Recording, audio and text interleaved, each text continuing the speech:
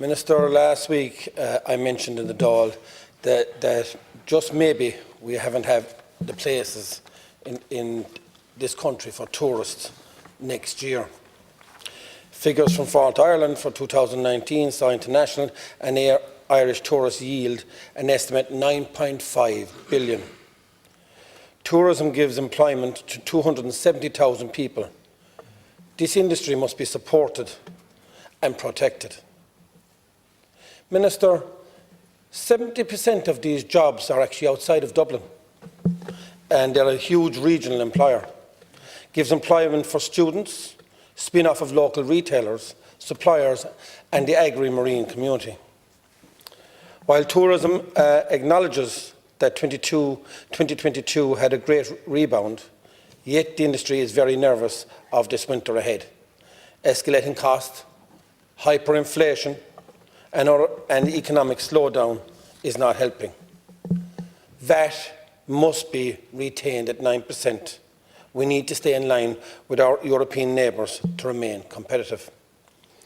According to the Irish Tourism Industry Confederation, ITIC, 75% of Ireland's tourism economy is made up from international tourists. Being an island nation, affordable access to our country through air and sea is vital. Support of our airports in a meaningful way is critical to this end. Dublin Airport, 86% of passengers in 2019. All other airports in the whole of Ireland had only 14% of the passengers. Surely the spare capacity at state airports such as Shannon needs to be utilised, so that it will not only alleviate the congestion in Dublin, but also will benefit the local economy and the entire economy in this country. Shannon Airport is one of such a resource unutilised. If the current trend continues, can anyone here explain the reason for the imbalance? Now, Minister, I'd like you to explain this one to me, if you could. Ireland is unique in our concentration of traffic into one dominant airport, which is Dublin. And this is for you now, Minister, that you can take back to your cabinet. Across Europe, no other national airport accounts for such a high proportion of traffic. So across the whole of Europe, which you go to listen to, across all of Europe, Ireland is the only island that most of the traffic comes through the national airport, even though we have alternatives. Huge concerns currently in relation to our accommodation crisis for Ukrainians and asylum seekers. In the season ahead, hotel and guest houses cannot be the only solution, as otherwise we will not have the capacity for the tourist section.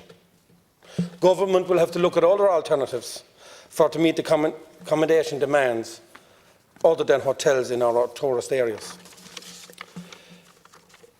Minister, I've just said to you that 70% of the tourism comes through the hotels around Ireland.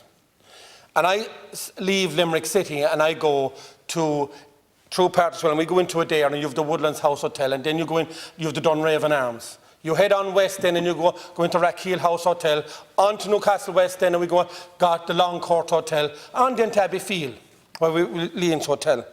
And then if I want to turn east, I head towards Kilmallock, and I have Deeport House Hotel. And I have all the hostels, I have all the B&Bs, I have all the different centres around the country. But the dollar has never been as good. We need for the Americans and all the other tourists to come into this country, because it is very affordable for them to do so. But I'm very cautious of where we're going to put them if we don't have alternatives.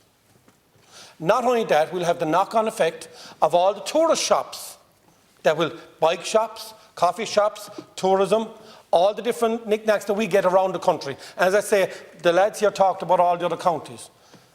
They have to travel to Limerick to get to most of them, so I believe that Limerick is actually the best county in Ireland for anywhere to start off, and then they can go into all the other tourist destinations. Thank you.